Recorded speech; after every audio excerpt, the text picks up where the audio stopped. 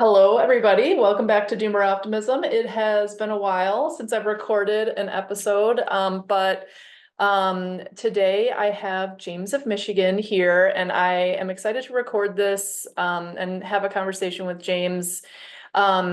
So James, how I know of him, how I know of you is this really cool walk you did, this Camino de Michigan kind of walk around near Lake Michigan, and I'm now in Chicago and have a lot of familiarity with Michigan and find it really beautiful. And I really love the idea of just kind of like walking through the world. And a previous guest, Chris Arnady, has a whole Substack about this idea of walking through places and observing things and kind of observing yourself. Andy Hickman, of course, he's a itinerant man. So I'm like just really interested in this experience of, kind of taking a pilgrimage and walking through the world. So first of all, welcome, and maybe you could just tell us a little, whatever kind of background about yourself you want to share, and then let's get into the walking story. Yeah, thanks for having me. We've been talking a lot about Chicago stuff here and there, so it's nice to connect with Midwestern people who just have that kind of backstory. So yeah, I grew up near Chicago, and then I grew up coming to Michigan a lot. Like it's another world out here. It's really not that far from Chicago, but you come out and it's beaches and forest and just more small town kind of life and vacation towns, and every little town on the water has a lighthouse, and maybe a river coming out. It's just so picturesque, and like the whole coastline has that same thing, like New Buffalo, Ludington, South Haven. Just there's all these towns that most people around the country just don't really know about. You think the coast, and then your mind goes to California, Florida, East Coast. And I guess the bad thing about talking about this is anyone listening, it's like people are going to start finding out about it. I want Yeah, to keep these right. places secret. Yeah, right. Yeah, I don't Um, want people to know about it. But Yeah, definitely Michigan is already a place well known to Chicagoans, like especially basically starting from Michigan City all the way up within like let's say a 3 hour drive of Chicago. It's just littered with beach towns that Chicagoans all go to. I grew up going to South Haven. My family had a cottage there, and so I know it super well, and it's like, well, we can talk about this too. Maybe we'll get into it, but there is like a little bit of a tension with local Michigan people and then these Chicagoans coming in the summer and just like taking over their towns. I know it's like you get a lot of tourism money, but then there's the mm, FIP, which stands for effing Illinois people. And I think the Wisconsin people say that too. So there's always this tension of like urban, rural, but Michigan, I don't know outside of the Midwest. I think a lot of people just have no idea how beautiful it is, yeah, and the environment. So did you grow up relatively suburban? yeah, pretty much Okay. suburbs, but near the city, so I could get into Chicago a lot, and we'd go into the city. But so like my family and I would come out to Michigan a lot, and I just loved it. We'd come out more for weekends and things. And then as I got older, I just was spending more time out here. Then like during COVID, I was kind of living out here a bit. And then I thought, is there any way I could just permanently like live here as opposed to just making it Mhm. this like amazing sanctuary from the away from the world? Like, could Mhm. this just be where I live? And I was able to figure out how to do that. And a couple of years ago, I like kind of moved here full time. And thankfully, I'm no longer an Illinois person. Like last year, I got my license and my license plates. Everything is I'm a Michigander officially. So Nice, nice. no And one's are I can't go to you, the grocery store. If they see my car, like no one can give me any guff about yeah. anything. So yeah. And without revealing too much, are you rural? Are you in a small town? Uh pretty rural. I mean rural, but like not far from towns. There's several towns I can get to. Okay. So And near the lake or not? yeah, I live probably the way the crow flies, like 100 yards from the lake, Oh, from Lake Michigan. I can't like walk right there, but I can get to it pretty easily. And I'm like I live in the woods, in this small little house, and the lake is nearby. I can hear it when it gets really wavy, and I can get down mm, there. So I feel really lucky. And it's not crowded, but yeah. So and part of the reason, like the idea for the trip, I'm trying to think of like the first time I thought of it. it just over time came into my head this idea of like, could you just keep walking the beach? Because I do a lot of beach runs. I'll just take my shoes off, go on these barefoot runs Hmm. on the sand, and I love that. Sometimes I'll just go for miles and or I'll go for a walk. And when if you're ever in Michigan, if you look in either direction, it just looks like you can keep going, um, like endlessly. Yeah, Obviously, right. like you'll eventually hit a river or a power plant, or there will be something to stop you. But I never got to that point. I never like got to the end, like where the sidewalk ends, kind of thing. Yeah. And I always, even before I conceived of the trip and actually like planned it and went on it, there always was that kind of whimsical notion of can you just keep going? And Yeah. growing up in near Chicago, you don't have that necessarily because you first of all, just in a visual sense, you can't see that far. If I look down the end of the street, maybe it would go 10 blocks and then eventually there's like some dead end or there's like I Yeah. don't have that sense of space and just open pathway. So those ideas never occurred to me until I came out Yeah. here. Yeah, there's something. Okay, so there's a couple of things. First of all, um, walking in a city, like, it is dependent on walking infrastructure. So are there sidewalks? Are you having to walk along the side of a road? Are you running into fences? Like all of this kind of stuff. So it's like you're sort of dependent on some urban planner at some point in history having thought about your existence and like wanting to make things nice for you.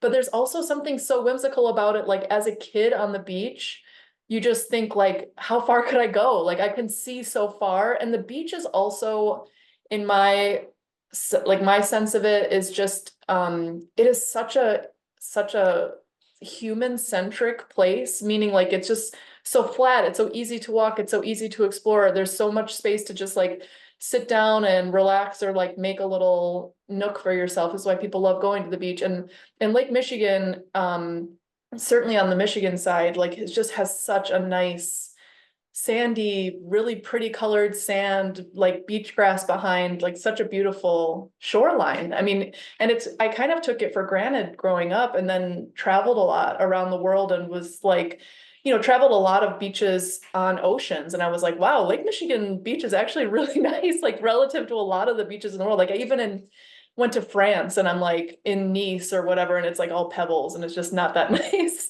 And I was like, wow, Lake Michigan is like actually has some of the like really beautiful beaches. So yeah, for sure there's that. And I do love this idea too of like you can see it going so far. And like when I grew up going to South Haven, you would walk to like the lighthouse and then back. And that was like a really long walk. But then on the other side of the lighthouse, it just kept going. Maybe you would run into like some part where the forest went all the way up to the shoreline, or it's like really steep or maybe rocky for a section. But yeah, I love that. So okay, so talk to me more about the origin of this idea of this walk that you took. Did you think about other pilgrimages that people take walking around the world?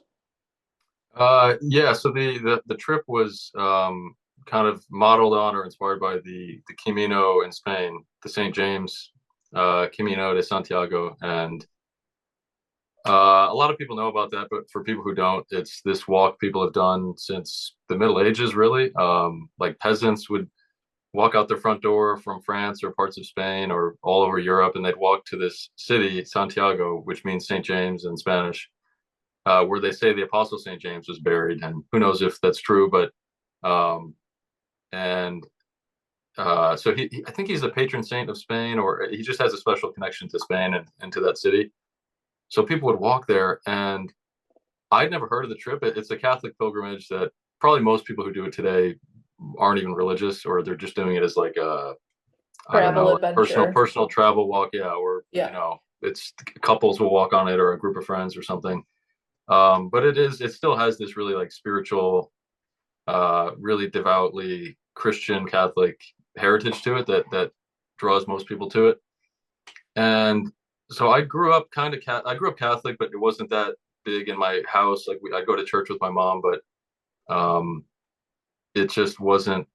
I didn't have like the fullest understanding of it, and as a lot of people do, you fall away from it in high school, college, Hmm. and I didn't become like atheist, but I just um, wasn't practicing.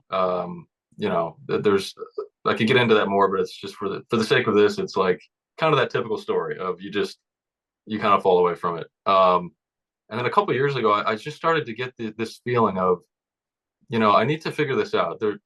I have this feeling in my heart about God, about that there's something more there. And I wasn't like calling it the universe or these kind of euphemisms. I really felt strongly that it was God, but I just didn't know what to do with it. Do I become a Catholic again? Or almost become Catholic for the first time? Like, do I truly sit down and try to figure that stuff out? And at some point along the way, I started getting these like little revelations, these Mm. little, and it wasn't like, I don't know, it wasn't like I was looking for them or just thinking fancifully or in some schizophrenic way. Like I was just sitting there and these things were coming to me. And I won't go through all of them, just we don't have time. But just the first one out of nowhere that happened was I was sitting at home one day, and or maybe I was sleeping or something, and this word came into my head, Roncevaux. I was like, it turns out it's a place in France, but I didn't even know what that was.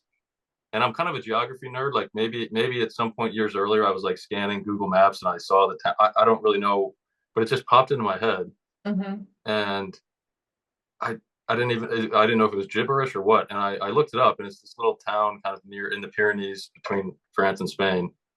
And I think on the Wikipedia page it says I think there was a crucial battle there between the French and the Moors, like in the year 1000. And then the other thing it said was it's a pivotal point in the Camino de Santiago pilgrimage journey. Like Mm. it's a historical spot on the route. And I didn't know what that was. Like I never had a cousin who did it, or no, I never read a book about this trip. So I clicked on it on the link about the Camino, and I started immediately just being fascinated by it, and it felt like should I be doing this? Is this like did this weird like word that came in my head happen to point me in this direction or what? And for the rest of that week, I don't even remember all of the examples, but like the word Camino would like pop up on the screen. I think I went on Netflix. I think there was some Breaking Bad like movie that came out called El Camino that I never even watched Breaking Bad. I never watched the movie, and it has nothing to do with the pilgrimage. It's just Yeah. called Camino or something. And I remember I logged on to Netflix and like it was like the big banner screen like trying to advertise their new thing, and it just said El Camino. I was like, Yeah. whoa. So anyway, there's more to that I can get into, but basically there were like 7 or 8 of these just weird kind of little signs or little things that were trying to like tap me on the shoulder that all converged. And so it made me feel like I should do that. And I felt like I just wanted time away from the world to figure out my faith. And Mm. I felt like maybe I'd made some mistakes too. I feel like a big part of the pilgrimage in Spain is atoning for sins, coming back to your faith. So I just had that on my mind and in my heart. I couldn't quite shake that feeling like I got to go do something. I got to go resolve this. I don't know if tension is the right word, but this kind of tension, but longing for God. And anyway, just to fast forward, uh, when COVID, this was a couple of years ago. So when COVID happened, I couldn't travel there. I was like, this whole pilgrimage dream I had just wasn't going to happen. Yep. And I one time was looking at the map of Michigan, and I'm stuck at home, all the quarantining stuff, and I'm like, what if I just did the walk here? Yeah. Did I do my own Camino here? Like you said, the Camino de Michigan. And I didn't really have time to do it a couple years ago. And then I just, I never forgot it. I thought about it like a lot. I just knew I needed to go. And this year I had a little window, and I kind of planned it. And I just said, I got to go for it. And thanks be to God, it worked. I 502 miles, I think. And I walked the whole way. That's so cool. Okay, I have so many follow-up comments and questions. The first one is um I often think about this a lot because after like when I was in my young 20s, I felt like a really strong call to like just adventure and travel and like learning more about the world. And there's always this question that's been haunting me, and I think the answer is just so varied. There's not one answer, but what do people seek when they're traveling? And I think for a lot of people or modern people, like travel itself has become, can be this like stupid kind of a overconsumption thing. Like it's like just proving that I've gone to a place. And I can imagine like the Camino de Santiago. I think I heard about it like on Rick Steves. You know what I mean? I'm sure that there's just like a lot of regular people who just kind of want to like mark things off the list. And I think of Mount Everest and there's like lines of people going up there. I'm like, why does this even mean anything anymore? Because it's just like something to check off a list to like be prideful that you've done, as opposed to like something deeply spiritual or like actually seeking an answer to some question and like not knowing the answer until you actually go and do the thing. It sounds like you were doing the latter and I was doing the latter. And it's easy to make fun of the former.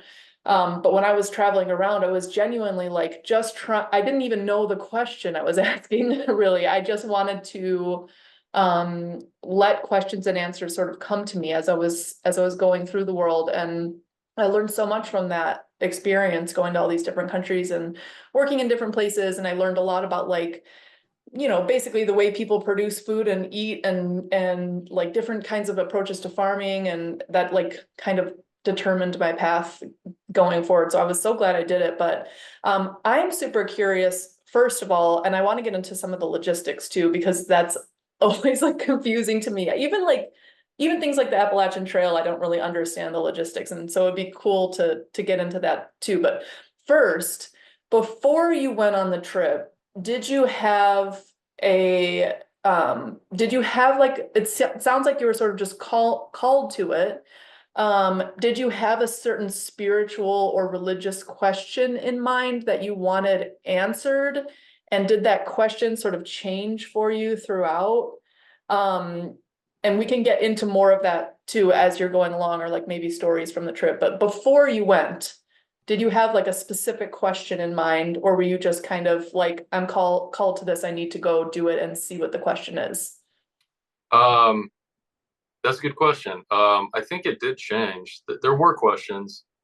I think the biggest one was not a super specific question. I think it was kind of like generally, I feel called to faith, but what does that mean? And like, Mm, can I figure out on this trip what specifically does that mean? And like, can I find the strength and courage to like commit to it rather than for a number of years I was kind of like dabbling with it or mm, feeling it was like I was feeling called, but in an ongoing way. But it's like called to what? And like at what point do I step up and heed the call?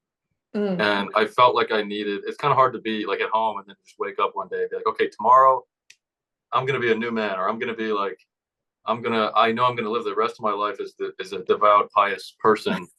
Yeah. And hopefully I don't have a family of my own yet, but it's like I kind of wanted to figure out what exactly do I believe before embarking on hopefully eventually being married and having a family. Like it that seemed like something I didn't want to work that out along the way. I mean, Yeah. probably you can, and plenty of people do, but that's hard to raise kids, and I just wanted to like sort myself out beforehand. Yeah. So Answer some questions. Yeah. yeah, so in general, there's like that general question, and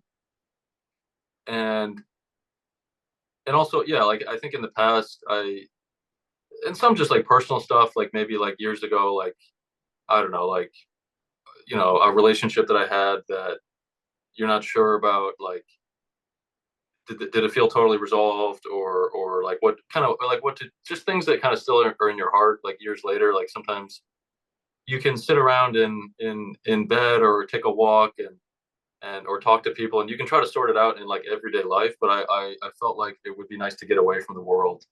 Yep. It was primarily about God, but with all of these questions it seemed apt to have time away, to be in a different place, to be doing something difficult. And it seemed like that would clarify these matters of the heart and these matters of faith. Yep. But the part of it that changed that I'll mention is it was interesting when I first came up with the trip idea, like 4 or 5 years ago. At that point, I was much more in that state of searching and seeking God. Like, not does God exist, but kind of like show me the way, or like I just want to. I wasn't going to church at that time. I just didn't really have it all put together, and I felt frustrated when COVID put my plans on the shelf for so long. But I think it was kind of a blessing because when I finally got to go this year, I didn't feel like I was still in that state of searching. Mm, Not that I have it all figured out, but like in the last year or two, like I'd started going back to church. I'd started like really deciding that like, no, this is what I want to do. This is what I want to commit to. hmm. Maybe not perfectly yet, but in some ways, I just think that it was a better mentality to have on the walk Yep, than yep. just being like all the questions aren't answered, but some of them were. And I'm trying to put the finishing touches on who I am and on my life. If I had been able to go 4 years ago, maybe that could have been great too in a different way. But Yeah, it's just, I but was just like a so, little bit more desperate, a little bit more like yeah, really searching yeah, versus yeah, kind of solidifying what the path you were already yeah. directed to. Okay, a couple of other things I wanted to bring up. Something I really like about this story is, this idea of like, okay, well, I could go to the Camino de Santiago in Spain, but like maybe I could just do it where I'm at. And I love that because there's like an element of agency of like finding an approach despite challenges or finding an approach also in your actual local place that you have now adopted and like love and want to get to know, which I think is really cool. There's something like there's something to a lesson in just like the commitment and follow through of like I'm gonna try this like new thing that it has isn't it's not like a tourist thing where there's a guidebook for it. I'm gonna just figure this out on my own. That's so cool and so impressive to me. When I traveled, I always traveled with like a significant other, my boyfriend at the time. And I'm like so bad at geography, and he would always like tell me where we were going, what we were doing, and I kind of was like really lucky that I just got to sort of happen upon all these like amazing places. But the like I've traveled on my own too, and like there's just so much work and effort that goes into like figuring out how am I going to care for my just like basic how am I going to care for myself, where am I going to sleep, what am I going to eat, how am I going to be safe and like not injure myself. So there's just like there's a lot of learning that happens through travel that's literally just logistical, like and proving to yourself you can do a thing, and you can move through space and you can navigate like challenges, and it makes you then I think more resilient as you get older because then like other challenges arise. Like your kid is not sleeping and you're like not falling apart because of it. You're just like, this is nothing in comparison to what I faced in like India. So this is fine. So yeah, I'm wondering like, let's talk a little bit because it's, I guess it's boring, but maybe not, but about the logistics. Like, how did you figure out where to go, what path to take, where to sleep, how to eat? Because it's not like the Appalachian Trail where there's like even like stopping points that everybody knows of, you know? Mm. Yeah. I pretty much went on Google Maps just on the satellite view, and I looked at where I thought I would start from, and um, I just tried to see. I knew I couldn't do the beach the whole way. The beach would be the best. It's just I love walking the beach. Like I it's know. it's just so, as I was saying before, like it just goes on, and and like you don't hear the traffic. You don't um and it's fairly straight, but it's still it's like not like a perfectly straight road. It kind of curve and kind of bend and go up and down a little bit. So you can feel very present in your surroundings, but also kind of zone out at the same time. And the Right. miles You can don't have fly to by. think that much about the path. You're just kind of Yeah, walking along the yeah. You shoreline. don't see Yeah. like, oh, it's mile marker number 8, and then like it feels like an hour went by and you get to number 9, or Yeah. you're just it's just sand and water. And so anyway, I was hoping, let me walk the beach as much as I can. So I got on the maps and I was looking like how far can I go? And I think from where I was planning on starting, there was a power plant like 8 miles north of there, and there's a big fence. You can't, you just can't keep walking the beach. So then I would look and say, okay, from there, where do I go? Can I cut up and then walk a road and get back down, and I would just figure that part of it out. And then I'd say, okay, then after that, I'll get back to the beach and walk the beach. And then maybe there was a 10-mile stretch until the next town where there's a river, and you have to cut inland again. And I just went, town by town or kind of like section by section, seeing how can I string this together. It's not going to be one straight path. Like the Camino in Spain, I think, as far as I understand it, there's a few parts where you do have to like jaunt through some town at one point, but mostly there's just a path through the countryside, and you can follow the Mm. signs.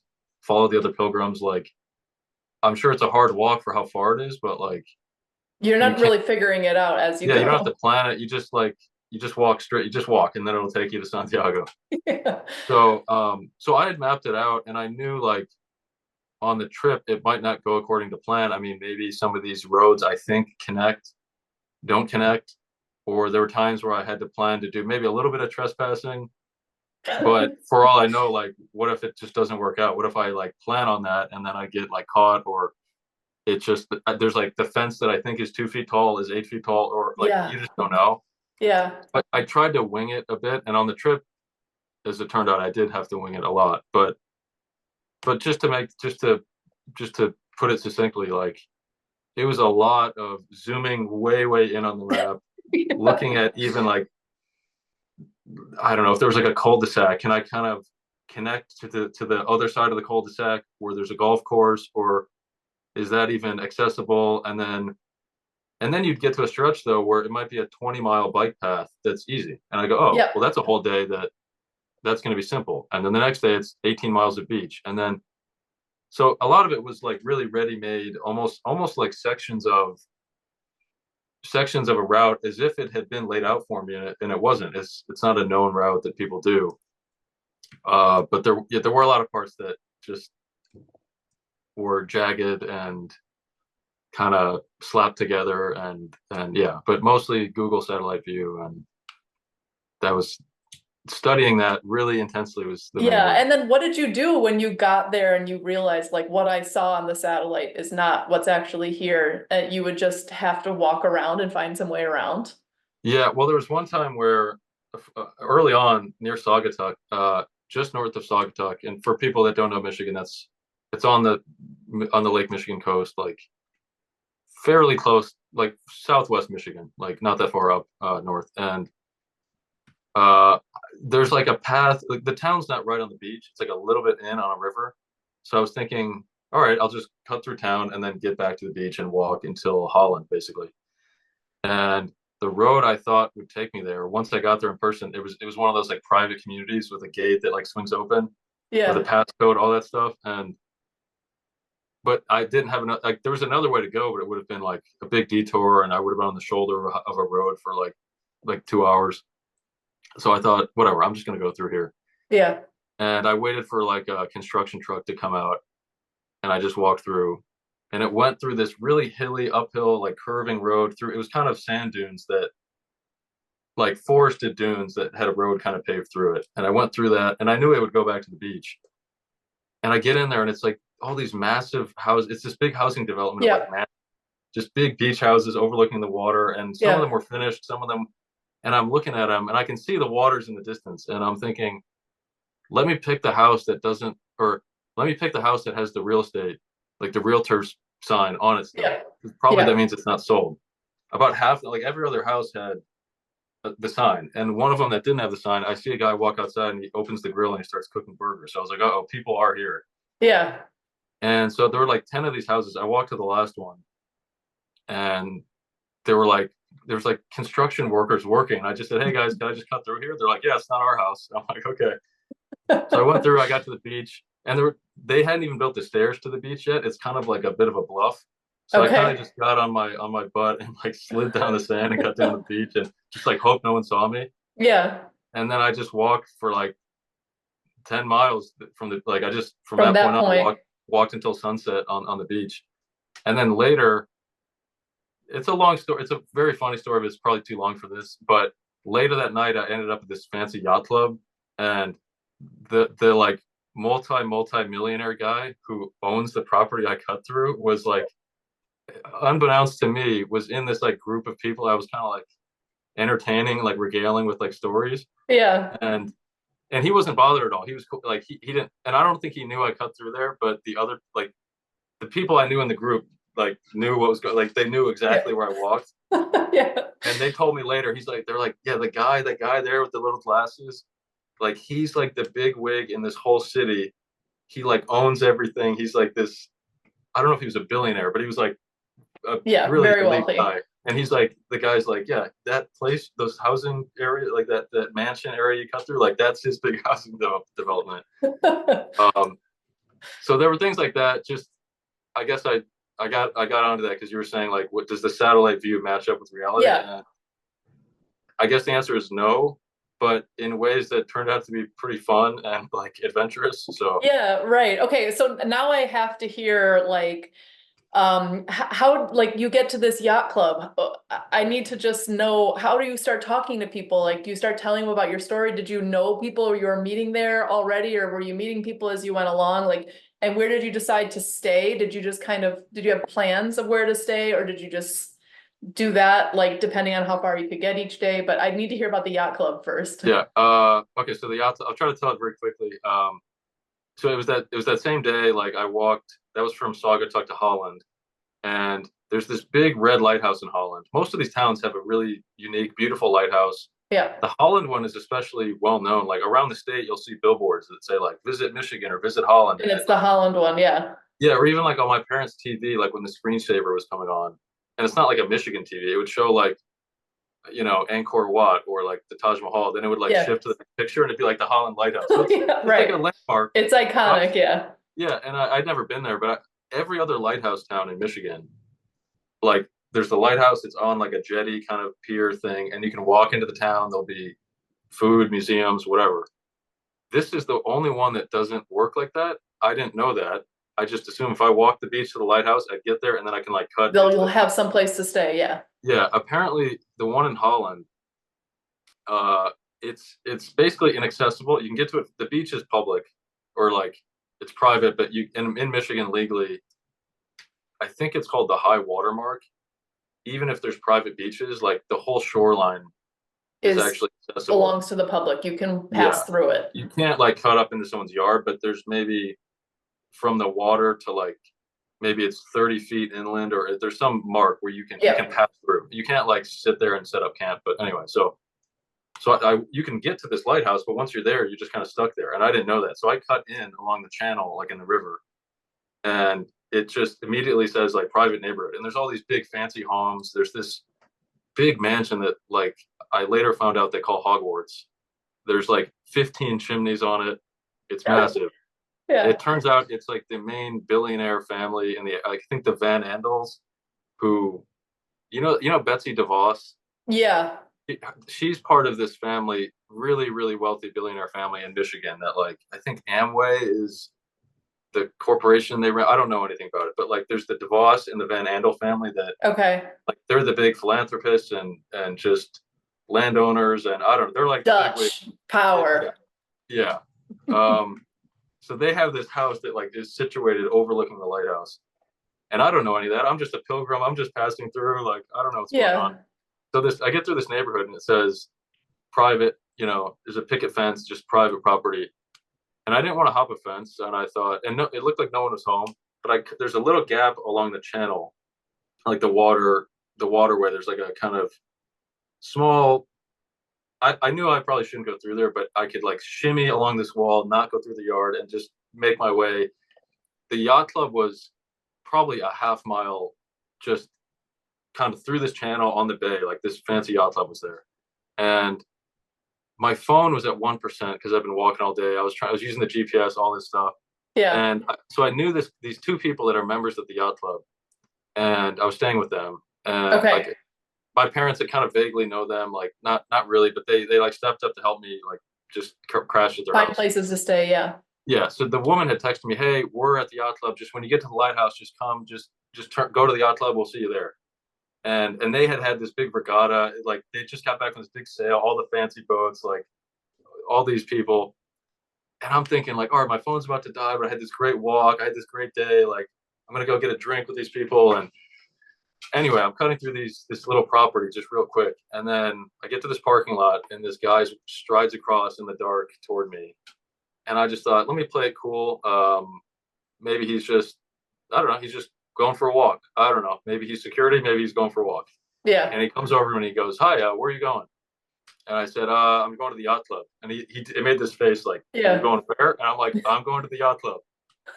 Just because I didn't look Yeah. disheveled or anything, but I'm wearing like sporty like t-shirt and I Yeah. got my hiking pole, all this stuff. And it's kind of a long story. I'll just kind of skip through it. It just turned into this like 30-minute confrontation where he was telling me, go back to where you came from, go back to the lighthouse. Just you have to get out of here. Like this is private property. You have to leave. And I get it. Like he was doing his job, but he was really like unnecessarily venomous about it Confrontational. because Yeah. I was being really diplomatic. I wasn't like giving him any guff or anything. Did you say, I know these, did you drop the names of the people you knew? Yeah, I mentioned their names. I mean, he didn't know them, but and I told him like I said I could call them, but my phone died. Could I just charge my phone for like 2 minutes? I want to get out of your hair, or can I just Yeah. cut through? The gate was right there. I was like, can I just cut Oh, through? And and I told him what I was doing too. I said I'm on this like religious pilgrimage.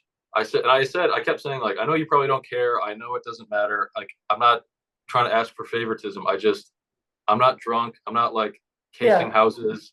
Uh, and I walked 18 miles today. I'm really tired. Yeah. And then he started to say, if you go back the way you came, there's this other way you could go. And I was pretty sure that wasn't true because it's all private. And Right. but he kept saying that. Then at one point he said, "Son, if you just did what I said 5 minutes ago, you'd be where you wanted to go." But he's like, you've been bickering, and you're the one suffering now. So then I kind of I try to call him out on it or call his bluff. I was like, "Okay, sir, is there this alternate pathway you keep mentioning that I'm like such an idiot for not following? Like, can you tell me where it is? I'd love to go take it. I don't want to be trouble." And then he goes, "Well, you go back to the beach, go back to the lighthouse, and you walk up this path." And he goes, "Technically, it's private property, but probably they're not home and they're not going to see you, and just you'll get through." So I said, "Just to be clear, you're telling me to go trespass? I've already trespassed once And I'm accidentally, getting in trouble for it. right?" And I said, "You want me to go do that again?" Like, just for the record, that's what you're telling me I need to go do. And then he just got real like flustered, Yeah. like almost like Scooby Doo, like it's not for these meddling kids. And he goes, "Son, I don't." He goes, "I'm not responsible for what happens on their property. I'm responsible for what happens here, and Mm. I need you to leave." And then he goes, "Or I'm going to get the sheriff involved." And I look him right in the eye and I go, "Then please get the sheriff involved." And I just like stood my ground because I said like Yeah. the only alternative was I would have had to go back like 10 miles down the beach in the dark. It was getting cold. Like Yeah. it was just such a crazy scenario. So anyway, long story, the end of the story was I kind of called his bluff, and I thought I'd literally rather be arrested. I knew they probably Then weren't going to go arrest me. this other way, because I at just this point, I go that's like this a danger to you. right. What Yeah. am I going to do? I said to him like, this is a safety issue. Like I'm wearing a t-shirt. I have nowhere to. I can't get to where I need to go. Anyway, Yeah. the sheriff came, and I could tell pretty quickly I like won them over. Like they came when they were just. I knew they'd be assessing like, am I stoned? Yeah. Am I a weird, sketchy guy? And I just was very calm, and I like put all my stuff down. Like I made sure like I can't like reach for a weapon Yep. or any weird thing. And I kind of won them over within like 30 seconds. And then they started asking me questions about the trip. Like they were kind of like, oh, like what, like you're on this trip, like what's that all about? And you could tell they didn't want to be too supportive. Like they didn't want to tick the guy off. Yeah, right. But I could tell they were like, let's just get this kid out of here. Like, Yeah. yeah. Anyway, so that's what happened. And then I basically got a police escort to the yacht club. they they put me in the backseat of the car, and And just brought you. they just it was like half a mile away. They drove me. I put my stuff in the back in the trunk. The guy had his like sports equipment back there in the back of his cop car. It, um so I put my all my bags back there. I got in, and they just drove me right to the front door of the yacht club.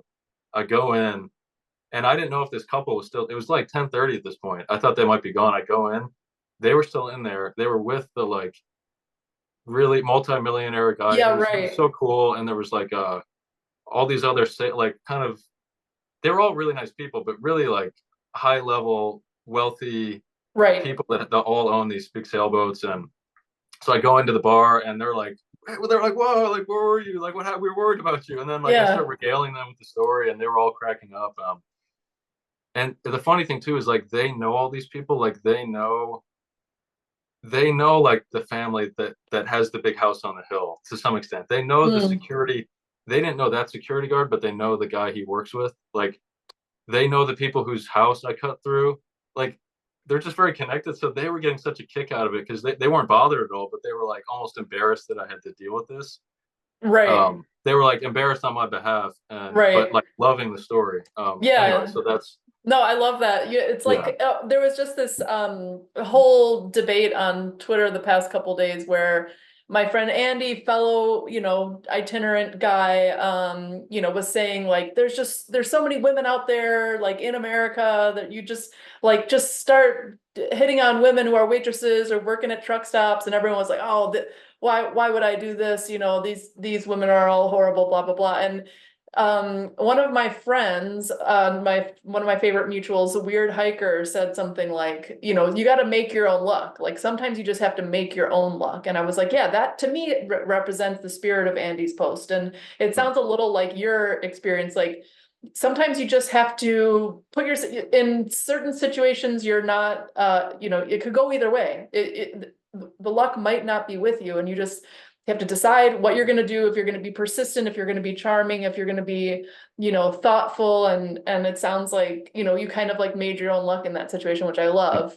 I also love the idea of like the pilgrim adventurer regaling the like settled rich people, like, the mixing of the yeah. two, which is always, this is like very trad, there's always this thing in history where the adventurer comes back and tells everybody these stories, and then they can, Or it is like medieval, I was like holding court with the like yeah, the nobleman or something. yeah, And totally, I didn't totally. anticipate, like, I thought going into the trip it would be so solitary, and largely it was. But or if I met people, it would just be, oh, a random person at a gas station, have a little chat, stuff like that. So that I Yeah. didn't anticipate, like, yeah, being at the yacht club at the bar, like with my hiking stuff on, and And with all these wealthy people.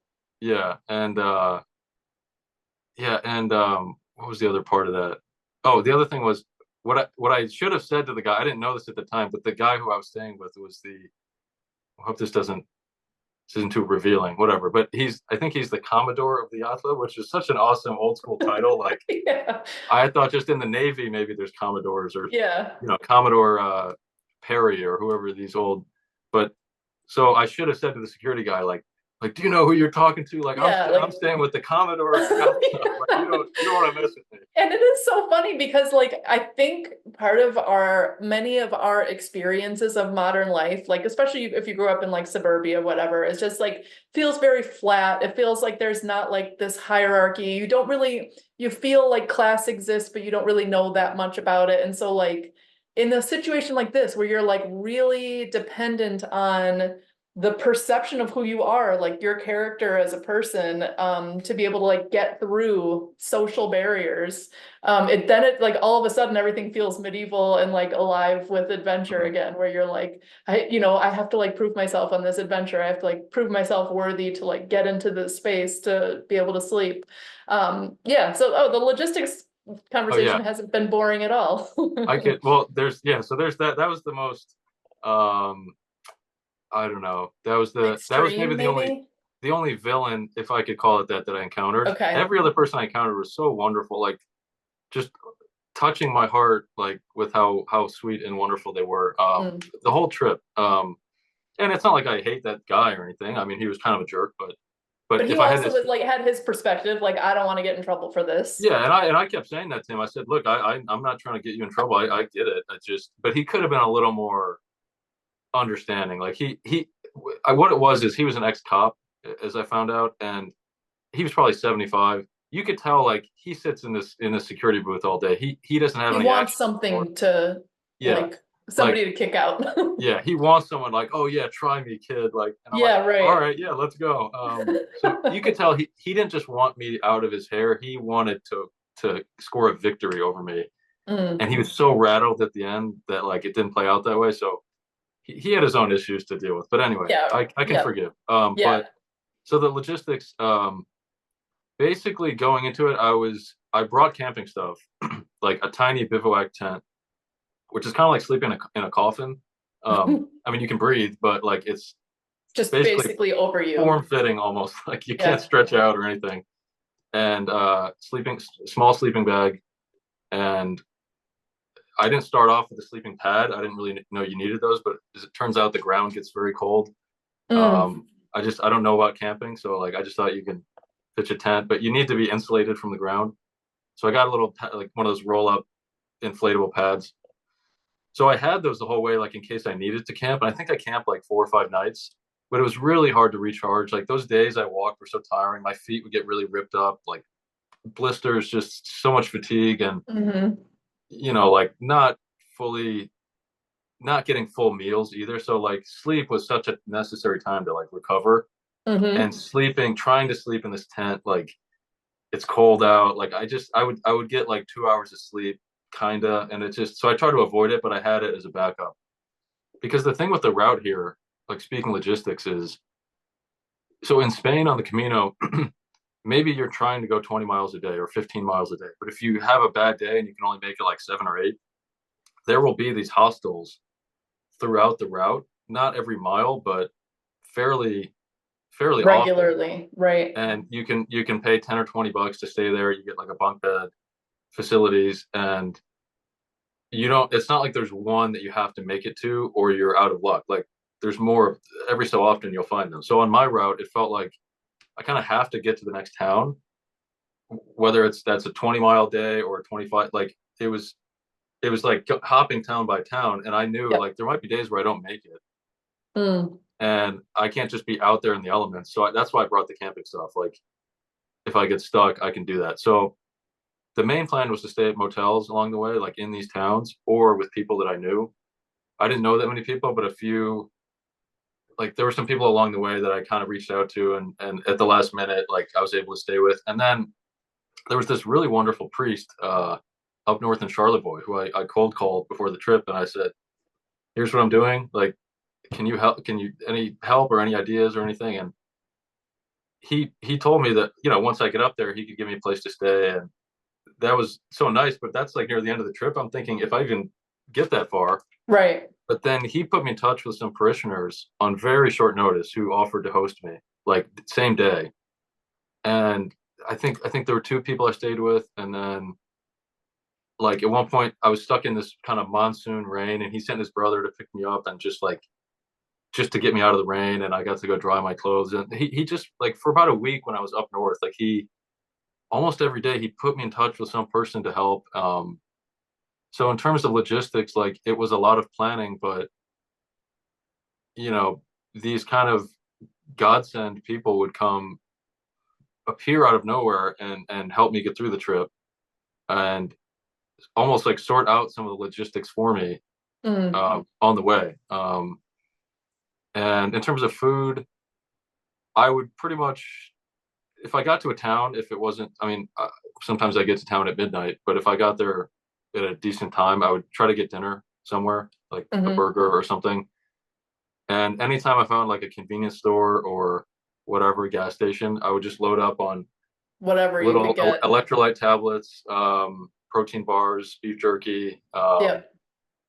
Uh, one day I got like a big giant head of broccoli and a big box of Twinkies and a pint or not a half gallon of chocolate milk. And like I've never been well, obviously I've never been pregnant. It's a weird world today, so you never know. Um, Yeah. 2024, but Yeah. but it almost felt a little like what you hear about with crave, just weird combinations of Where you're food. just like, I just need this nutrient my body's Yeah, telling me. yeah. That's funny. How did it feel? Like, did you get I have two questions, one about the people and then about like the experience walking in the world, but did you get any insights or like, I don't know, spiritual questions answered about like the sort of being shepherded by these various people? Mm. Yeah, well, yeah, really early, like the second day early. I think a big takeaway I had was learning to not be too proud to accept help from people. I think like for me, I didn't maybe I didn't realize that's something I struggle with because I'm not usually that vulnerable. Like when you're at home, I don't know, like You're things, independent. yeah, and like in modern day America, things are pretty peaceful and pretty easy and stuff. So, and I think of myself as like a strong young man. I don't want to burden people or rely on people. Mhm. And I realized immediately after my feet were in immense pain, really bad blisters from the first day, and um, I just realized like I need help from people. And you think in the Christian sense, we're called to serve others, and we absolutely are, and to like align ourselves with God and just be virtuous. All of those things are true, but I think another part of it is like let yourself be helped too. Mm, Because you think like help the old lady across the street or open doors for people, and but don't be too proud to let it come your way. I just I'm glad I realized that. Because if I hadn't, like if I was, because you can sort of give into that sense of pride of I'm gonna do this trip, I'm gonna walk all these miles, like I can do it myself. It's me, I'm proving to God that I can do all this. It's like, yeah, well, mm, maybe God wants to teach us that we don't know everything. You know, it's not, mm, I don't. He doesn't need me to prove it to him. Like he needs me to learn some lessons, maybe. mm-hmm. And um, and so what happened that second day is I realized that I had the wrong shoes. They were like nice shoes, but just not. They messed up my feet, and I thought the only other idea I have is I have some old running shoes at home, and they're real soft and cushiony and just fitted to my feet. And I thought like maybe my neighbors can. I wonder if they'd like deliver them because she had my this woman across the street said if you need any help just like let us know, and they were both Catholic. I didn't even know they were Catholic until that the morning I left. I went over and said hi to them, and I'd like never really met them, and Mm, because I was using their staircase to get down to the beach and start my walk, and then they're really Catholic, and not that I'd think badly of them if they weren't, but it was a nice little moment. Like I didn't know anything about them, and then she's like, "Here, let me get your number if you need help. Just well, just let us know." So basically, I told her my feet are destroyed. Like, is there anything you can do? Is there any way you can help? And I basically she said whatever you need, and I gave her the passcode to my door. She walked across the street, went in my house, got my running shoes. I told her like I think they're right in this like corner of my front room or whatever, yeah. and she got them and she drove them up to. I was staying with the deacon in this town of my church, and she and her husband drove 15-20 minutes. They brought them that morning, um, and the rest of the way, like she stayed in touch and followed the trip and offered to help. So that was the first of many such examples. And I think I might have tweeted about that, that like, obviously that's true on a walk like that, but in life, I think, and some of it, I don't want to risk sounding like corny, but sometimes like corny things are true, you know? Yeah, right. Um, like, yeah, let people help you, you know, and help others too, but have that communal, that two-sided communal love for people and love from Yep. people. Yep. Yep. It reminds me a little of the Into the Wild book and movie where he's like trying to get to Alaska and he's kind of making his way up there and he's got, these different people he meets along the way and it's like there's just so many lessons in those relationships, just like things he never really asked questions about, but just got so many different, I don't know, lessons for life and experiences from just having these, serendipitous, relationships that kind of came out of nowhere and he didn't plan for. Um, I'm wondering also mentally. So I've heard of people doing like the Appalachian Trail or the Pacific Crest Trail. Um, and the actual experience of walking, like I'm sure you experienced a lot of different weather and a lot of different environments, probably some extremely beautiful and like overwhelming in their beauty of like nature and in the environment, and then others that were probably pretty ugly and like oppressive. Um, what was that like, and what was it like kind of like being pretty solitary and in your own head? Um, yeah, I mean, you sort of surmised it very accurately. The beauty and the oppression. That there were times where I was walking along the shoulder of a high, not an interstate, but a highway, Yeah, with cars going 60, 70, and and and like a gravelly shoulder where you're like stepping on little rocks and you can't quite zone out and the cars are loud and sometimes a little frightening, but also it's reminding you how slow you're going. Even if I walked at a good clip, it's like these cars, it's like they're spaceships just like flying by you. yeah, Um, and when you're on a road like that, there's not going to be any shade.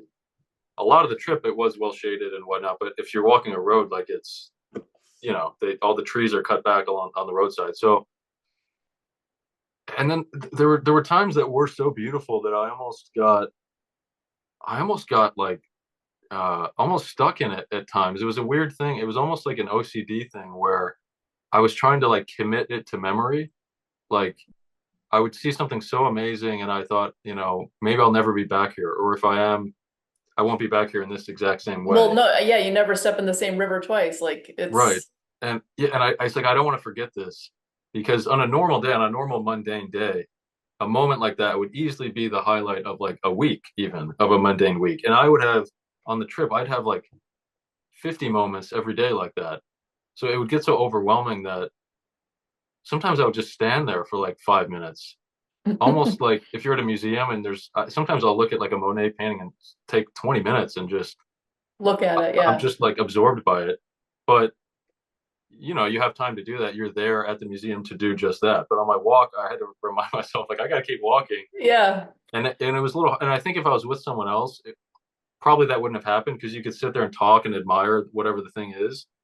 Or if they catch me just like daydreaming or just getting lost, they could be like, "Hey, buddy, like, come on, like, what are you Yeah. doing?" And Yeah. I'd like snap out of it, but I'd get sometimes stuck in these almost like overstimulation of beauty and of like almost imagining, or I'd come across an amazing house that looked out at the water, like way up north, and with just this architecture to it. And I would sometimes try to picture, like, I wonder what it looks like inside, Yeah. or I wonder what they're doing inside. I wonder if are they playing cards? Are they, or you never know. It could be the opposite. There could be a depressed old man sitting in there reading a Sitting book. Like, yeah, or sitting in the corner watching TV, not even enjoying the yeah, view. and Yeah. and and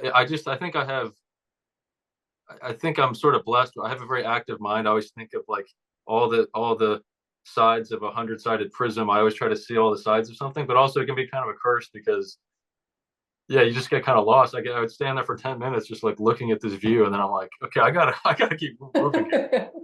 Um, Did you and have did you have any like really blissful moments of revelation, or even not necessarily blissful on the other end of the spectrum, like this is so hard, this is so hot, or it's so oppressive, or like, or did you have any extremes where then you were like, you kind of got some insights that you didn't expect? yeah, I definitely. I mean, one blissful moment was near the end. There were many, but one near the end where it was the last day, which was my longest day. I did 30 miles the last day and finished at Mackinac City, like at the lighthouse. And there's this Wow. giant, giant suspension bridge that is kind of a major landmark of Michigan, but I'd never even been there. So now I'm officially a Michigander, uh, not just with my license plate, but seeing the bridge. Um, but I knew like I was maybe 10 miles away. I'd gone through this really difficult stretch of in Wilderness State Park. If you ever look at the map, it's way up there. Very fitting name. Not a soul there. Like it was like 8 miles of trails. I saw one person at the start of the trail, and then it was just no one. I was getting harassed by like packs of mosquitoes. The whole Oh, trip there were almost no mosquitoes, and I was in this park completely alone, and it was like the crazy. It felt like I was in the Amazon or something. It was. I don't even want to like talk about it. It's just not even fun. it is crazy how wild Michigan gets. Yeah, but I've been through trails on the trip, and like there were hardly any bugs or anything. It's just this one park, and that whole stretch, I did all of my fastest miles. I would track my miles, and I think the fastest until then, I had one that was like a 16:30, which is like really fast walking. Like usually, if I walked quick, I'd be at like 18, 19 minutes. I had like 1:16:30 in that mosquito Because you're like, swarm. get me out of here. I had like a 15:10, a 15:05. Like I was like running for parts of it, Yeah, and I couldn't take a break for like 8 straight miles. I didn't stop to drink a water because if I stopped for 10 they seconds, would go all over you. there'd be Okay. 20 on me immediately biting me. I probably killed 60 of them or something. So anyway, I can't even if we had all the time in the world, I can't ever explain how like oppressive like that felt. It was such a crazy, but and beautiful trails though. But I didn't have any bug spray, so I get out of these trails finally, and I'm at the northern tip of Michigan, and I know like, okay, this is my like I can get there by night. I got like 9 miles left, and I'm so thirsty, and I could hear the lake through the trees, but there was no way to get there. It was thick woods. And I was just hoping there'd be like a trail. And after like 2 minutes, all of a sudden there's like a little parking lot thing and a tiny trail that went to the water. So I was just going there to kind of get away from the bugs. They don't really hang out by the lake, and to fill up my water. And I come out and I can see the Mackinac Bridge in the distance. Like it's probably 5 miles away, like the way the crow flies, just across the water. And I didn't Mhm. expect that. I've never seen it in my life. I thought the land would be like kind of blocking the view of it. Mhm. Um, and for me, that was like a symbol of the trip to eventually get there. And a bridge too. It's sort of like a lighthouse. It's or a stairway. Like it feels like a symbol of like a bridge between me and the heavens. Like it's not a bridge that I can cross yet, but it's like this like a stairway. It's just there's some symbolism there. Yep. And so I came through this trail. I looked in the distance and just it's this huge bridge with these white suspension towers, and it was lit up in the late. It was probably 7 o'clock at night, like the not sunset, but the this nice yellow light. Yep. And Did you jump in the lake or no? not then. Well, at the end, so I eventually got to like I got to the bridge, and that's kind of where I finished. And it was like midnight, and the whole time I thought I would jump in the lake. Like from the beginning of the trip, I thought that's what I do. But it was a cold day. It was like 50 degrees outside, Okay. and it was midnight, and it was like wavy and windy. I just thought it's probably not a good idea. So I walked into my ankles with my socks and shoes on, and I just did the sign of the cross, and I stopped my trip on my like phone app, and I was said, okay, this is where I finish. I Um, love that. and yeah, I'm trying to think in terms of like tough moment. I don't know. There's a lot of tough moments, but it's not as fun to to share. But there it was more good than bad. I guess real quickly, the other tough one was, or that became a beautiful one was when I was maybe like a third of the way through the trip. I think I was walking from like Luddington or Manistee to the next town, and I just had these little dollar store flip flops on that were like working pretty well for a while, but they started to break down and they were just ripping my feet up. And I kind of bit off more than I can chew. I couldn't quite get to the next town, or it seemed like it. And it was getting dark. It got to like 11 o'clock, midnight, and I was hobbling along, like just limping. I don't know. It must have been like 45-minute miles or something. Just I could barely move, and I had to stop at one point. I took the shoes off and I walked barefoot down the road for a Mm. while, just because it was Better than like, the shoes. yeah, it was better than the shoes. And I was just hobbling, and there were no cars out at that point, and it was easily like the low point of of the trip, I guess. I really didn't know if I could make it, and I stopped, and I could hear the call of a loon. If you've ever heard that, the loon bird, it's kind of eerie. It's that Yep. sounds like a wolf or something almost when you don't know what it is. And I looked across the lake. There's this kind of small inland lake, and the town I was trying to get to was around. I had to walk all the way around it to get to this motel. And I look in the distance, and there's this neon cross just up like over the tree line. And at first, it even looked just like a vertical line. It was kind of to the side. I didn't know if it was a cross or not. And I thought I saw it, and it felt like such a cliche, like in a movie, follow the cross, or Yeah. like there's this sign from God. But I'm sitting there, and it's real. It's really there. It's dark. It's pitch black. Right. I feel Like, am I horrible. imagining this? Yeah. Yeah, like whether it's a cliche or not, I'm like, all right, this is in front of me. This is there, and so it was that classic thing of like that gave me the strength to get up. I don't know what else I would have done. Just sat there all night, and I don't know. I really didn't. I just was stuck for like an hour just sitting there. I didn't know what I was going to do, and I got up. I hobbled barefoot like the 3 more miles to this town, and the motel owner had told me like I told him I might get in late. Early, I called earlier, and I said if I get in late, he said he'll wake up, he'll let me in, he'll give me a room, but you never know. I mean, he probably thought I meant 10 p.m. and it Right. was like 2 a.m. and he wasn't picking up. And when I got to the motel, because I thought, okay, I'm here, but what if he doesn't pick up? I'm gonna have to pitch a Then you're tent in the still parking lot. sitting. Yeah. Right. Yeah, and so there was a number on the office door that was like a different number that I guess was like his real cell phone number or something. Yeah. I called it and I was just like God, like I Yeah. followed the cross, the neon cross, like I did everything just, and then he picks up. You could tell he'd been sleeping. He's like, hey, oh, hey, hey, buddy, what's up? What's going on? He came out of his little house and he gave me a room, and it was the coolest thing. This circles back to our Chicago connection a little bit, you and me, because I talked to the guy and he goes, we're chatting, and I said, where are you from? And he's like, well, I used to live in Elmwood Park for a while. I was like, oh, no way. I grew up right next to Elmwood Park. So I go, Johnny's Beef. I was like, have you been to, and he goes, Johnny's. He goes, Johnny's? It's like this famous like Italian beef place, which Yeah. you should, if you've never been, if you're ever up there, you have to go.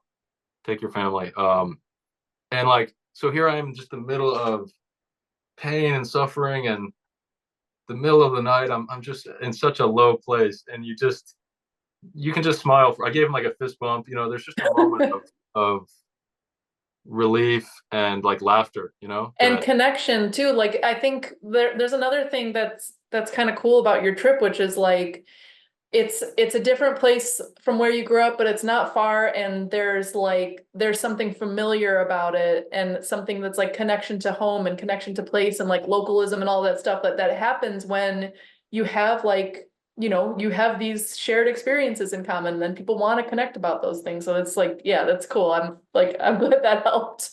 If you're in yeah, Spain, you're like, you have no point of connection with anyone, you're just yeah, yeah. like in a totally different thing. And so it's like, I mean, I think probably historically people would go on these pilgrimages, and they'd be like not that far from home. They'd be like, somewhere from Europe, somewhere from Spain. But it's cool that you did this pilgrimage like in your own, you know, home area of the Midwest. Well, they're just on that real quick.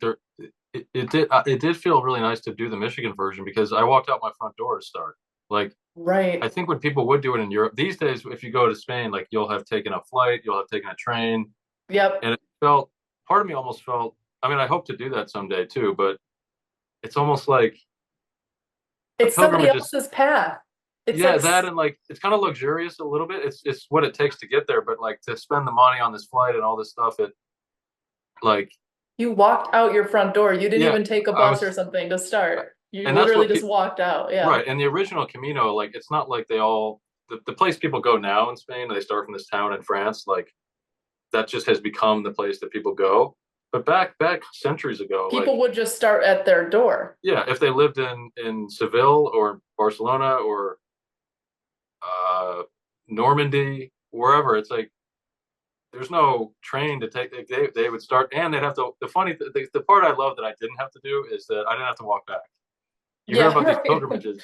Imagine Yeah. walking to Jerusalem or walking to Rome or And then Santiago. walking all the way home. Yeah, yeah, and they never talk about that. They say they would leave their doors, they'd walk there to the Holy Land, and they're there, and then And you know about the Holy Land, but then it's like, okay, well, are we yeah, yeah, the after yeah. the Oh, turn experience, and around you and got to just walk all the way walk a home. thousand miles home. So my parents came and picked me up, which was so wonderful. Like I got in a car, like we like just got on the highway and drove home. So And there's something really like that's cool that your parents came. And there's something I've kind of there's this tension in modern life, like everything is just so easy that then any little minor inconvenience will make people annoyed. But if you do something like this that's like so extreme, physically extreme, like mentally exhausting, physically exhausting, and then you get back into like just a comfortable car, like how much more do you appreciate it mm, than before? Where you were like, before you were just like, oh man, this car, like this other drivers in my way. I'm so annoyed. mm. Whereas now you're just like, oh my God, I'm just so glad to be like sitting down and Well, moving. that feeling when I got home, I was the first couple days I was home, I was so happy. Like it was like everything in my house was like a A Christmas morning miracle. gift. Yeah, Yeah, right. like Like my hot computer mouse, water. just clicking Yeah. my mouse was like just went out of this computer screen, and I was like, wow. Or I'd like turn the sink on, and I wasn't camping the whole time. I would often stay in a motel, but I basically get into these places and just fall asleep and wake up and leave. Like Yeah. so to be here, to be home, and I can just open the fridge and like There's get a cold get a food glass of there. milk or something, and Yeah. but even like the tactile, or like on the trip I had internet, I had my phone.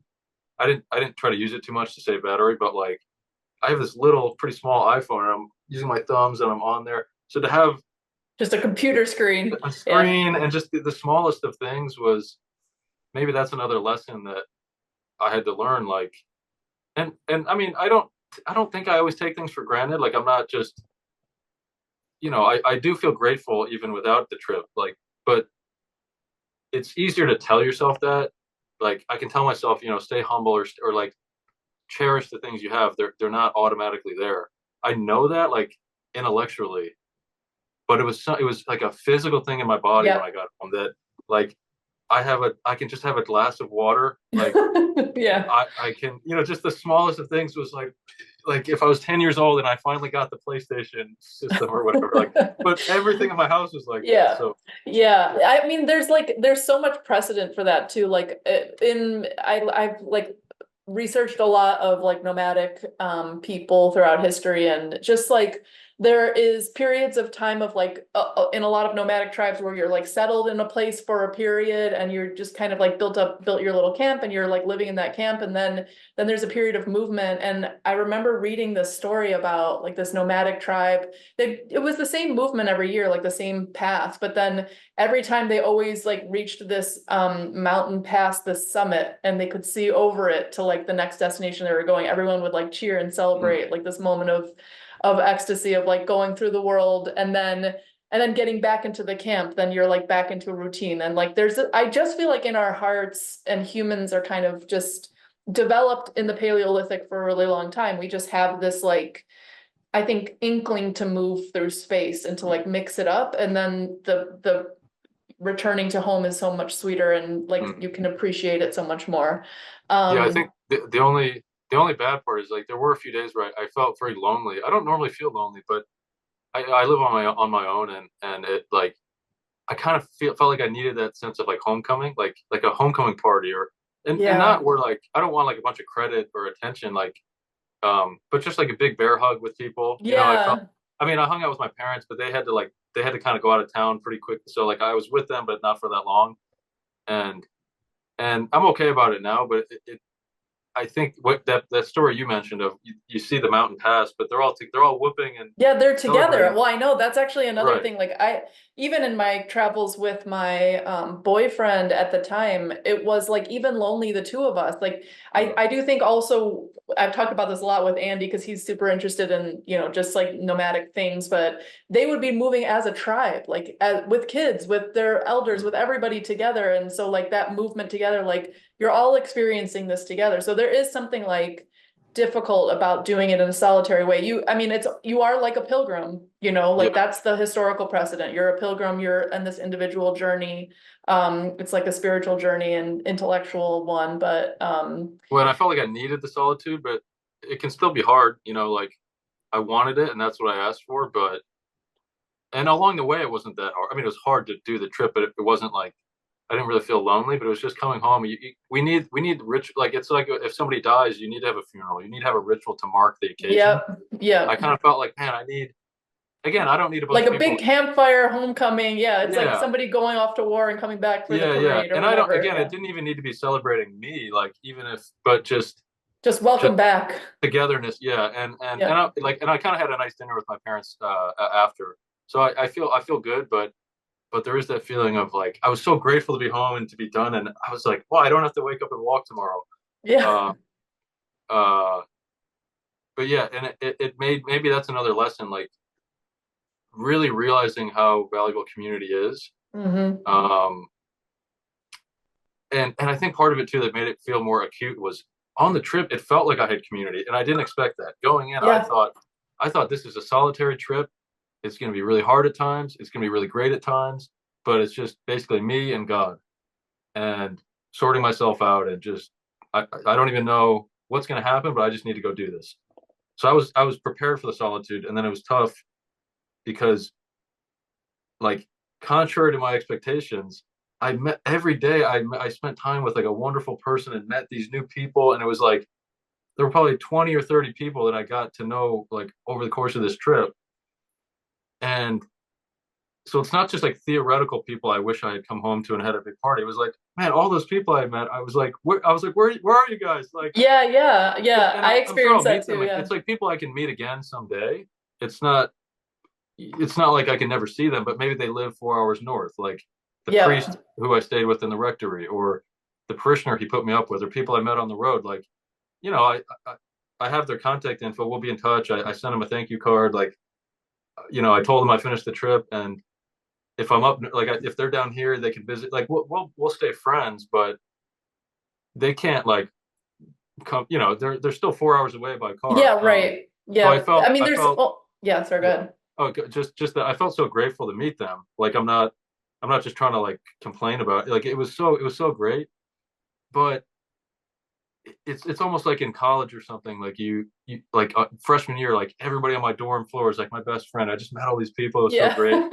But then you get to spend the whole rest of the year and maybe 4 years with them, but at least freshman year, like we all live together, like they're all my like close friends, and you Yep. have like the sense of family. I felt like on the trip I just made all these new friends, Yep. and then I'm like, man, where's everybody? Yeah, well, it kind of reminds me, the parallel to me is like you come upon some scene on the trail and you're just like, oh my gosh, this is one of the most beautiful things I've ever seen in my life. But it's like, you're only there for that moment, and this is the time of the day that you have to experience this, and then you're moving along, and like, I don't know, there's a lesson in that too. It's just bittersweet. Like I've really taken to well, in my travels I did this, I had the same kind of experience, but even now, like I'm a settled woman, married with kids, but like doing these trips and meeting up with people, and just having these like moments together, and like the moments are just then. They're there, and then they are last as long as they last, and then we all go back to our lives. I don't know, it kind of makes you appreciate it, and then Mm. just make an opportunity to keep up in touch with people. Anything else that were like, so you talked about what you were hoping for spiritually when you started. You said the Camino in Spain is more like atoning for sins or coming back to your faith. Like big picture, what did you achieve? Um, I felt like partly it still feels like a work in progress. I don't feel like 100% resolved about everything, and part of that is tough too. I think that added to the feeling when I came home. A lot of the feeling was just great and wonderful, but the part of it that felt bad, or whether it's lonely, or whether it was just okay, what now?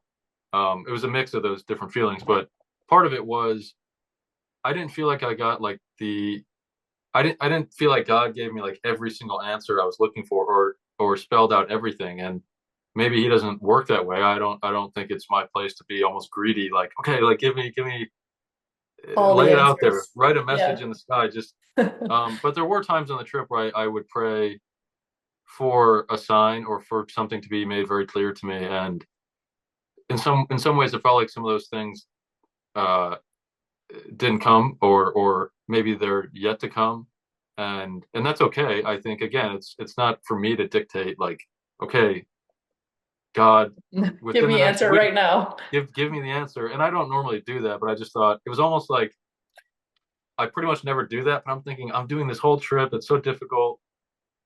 um I mean, great and difficult, but it almost I almost had this mentality of like, okay, God, like I've done all this, can you reward me with supreme clarity of direction?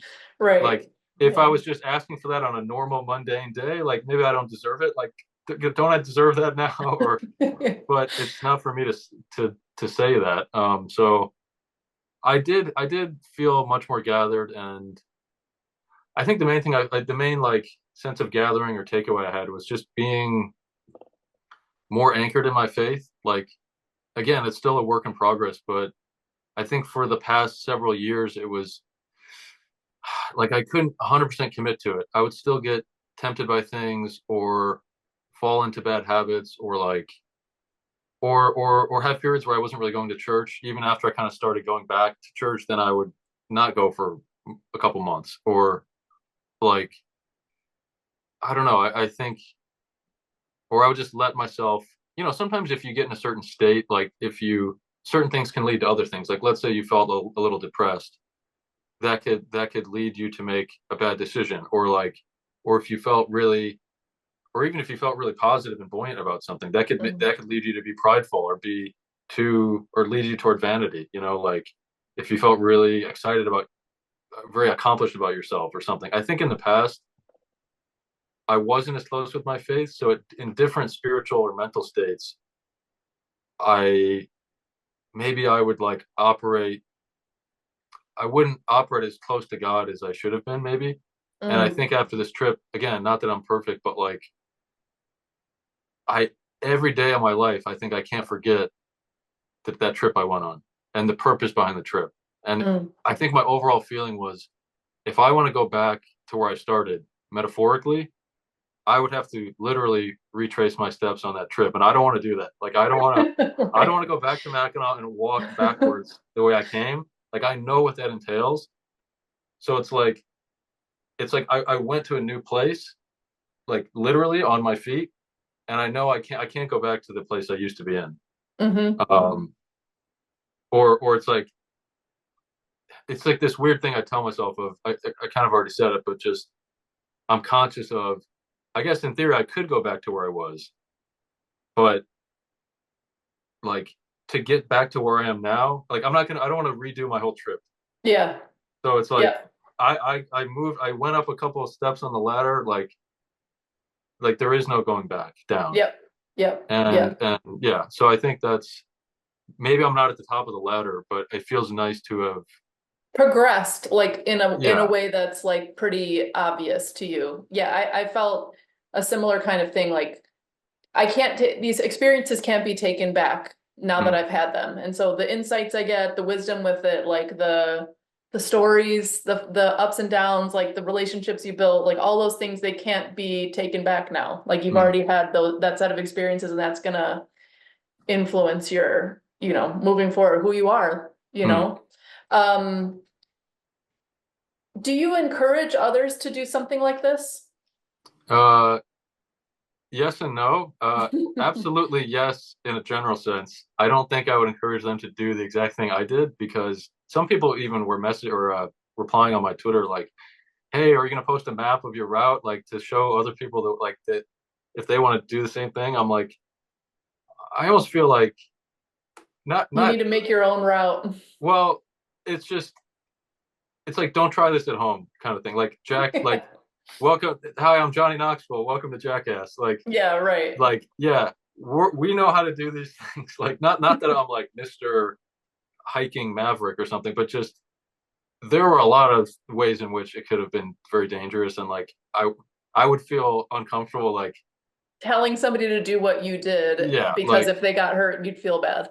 yeah, exactly. So But specifically doing what I broadly, did yeah, but broadly, like broadly, yeah, I I think think like do you perceive that there is this kind of like, or at least on Twitter, this like young male ennui, like meaninglessness, mm, like frustration with the world, and like there's this one account on Twitter who I love, Zoomer, who he and I are always going back and forth, and he's like, dissident right-ish, but one day he was like, I'm just gonna go hike the Appalachian Trail. And he did it, and it was amazing. And he was mm, like, tweeted about it maybe 3 or 4 times, but otherwise was just off Twitter. And he was like, I'm just so glad I did that. I got out of my like routine and I did something adventurous and proved to myself I could do it. So like broadly, some kind of adventure, do you mm. encourage?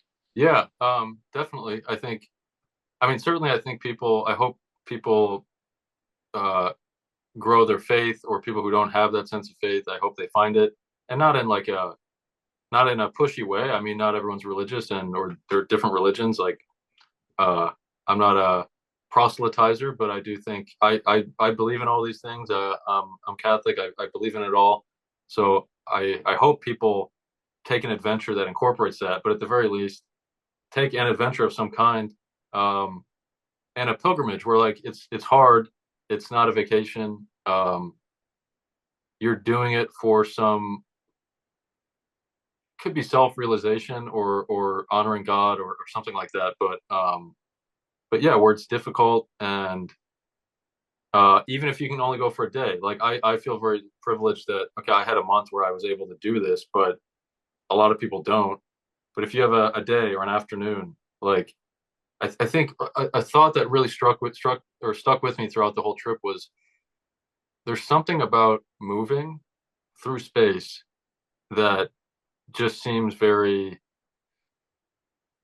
helpful, but like ingrained in us. I don't know if Mm, it's genetically in our sort of genetic memory. I don't know about like that, but I mean probably. But um, like, okay, imagine if you're trying to sort through your life, whether you have this ennui or you're struggling with something or, whatever. And like, you think of contemplation, you think of like the thinker and the hand on the Yeah. chin.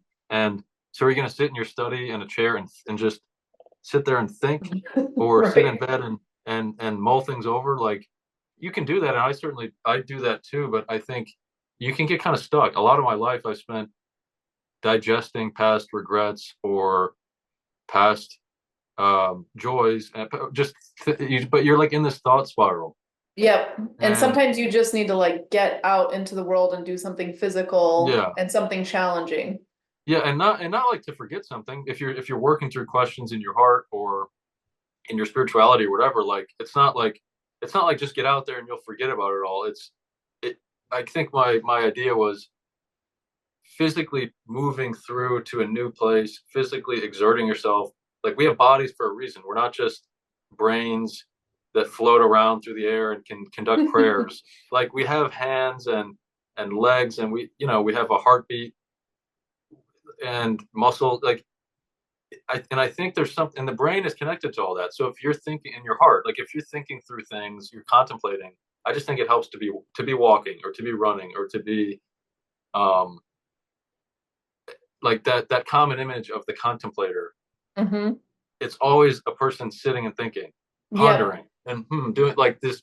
Even like the Yeah. emoji face is like, huh? Yeah. Like, I think the thinking emoji should be like a guy like walking. Yeah, right. No, I there's actually I've thought about this forever and I don't think I've ever even said it on the podcast, but like meditation, I've always had an issue with meditation because I just feel like sitting still, you're just going to get so distracted and your head is going to spiral. Like meditation should be like it at least ideally trying to get into some sort of physical zone, like whether you're gardening where you're focused on something and you're on this like rote activity and then so thoughts kind of pop to you when you're not like forcing them, and you're just like either walking through space or even playing a sport or like doing something where you're kind of like in the zone and focused on the physical thing and then all of a sudden like a new idea pops up and Mhm.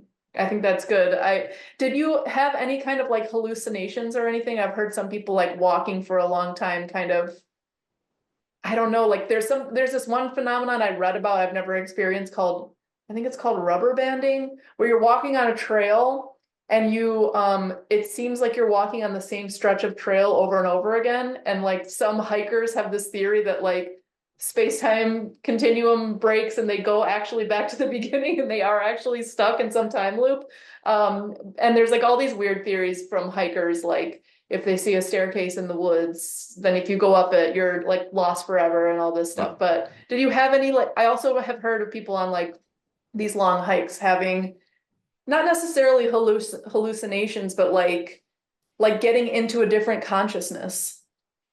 I think I didn't really have so much of that. Just probably because I was never that far away from civilization. Like, Mm. sometimes I was on some remote trails or beach, but often like there was I was on a road, or at least even on the beach stretches, like there would be like beach houses. So you like Not always, saw yeah, or like, civilization, yeah. yeah, there could be like a 5 mile stretch that was really remote, but then I just was never too far, and also like mostly staying in motels or with people. Like Right. at night, I'd be in a bed. Uh, I camped a few times, but I think if I was out on a trail like in Arizona or somewhere, I think you would forget what day it is and you'd see things. I'm trying to think the most mystical moment. I wonder. I mean, the one thing was, I don't know if you saw me tweet about it, not from me, but it felt like people were hallucinating the other way, where like 3 or 4 times people would say something like, "Oh, like I'd be eating dinner," and they'd say, "Can I get anything else for you guys?" Or Oh or yes. I'd leave the restaurant. They're like, "All right, I hope you guys have a great evening." And I'm like, "Is it like Harvey the rabbit, like next to me?" Or people, I mentioned that on Twitter, and people were saying, like it's your guardian angel or Saint James is walking next to you, and those were such touching thoughts. I mean, I try not to get too. I can be very mystical about things. I try to keep it, probably they're just no one usually eats alone at these places. They're used to saying, "Hey, have a good one, you guys," and then Yes. they just said that. Like probably that's what it is, but I like to think that there was some.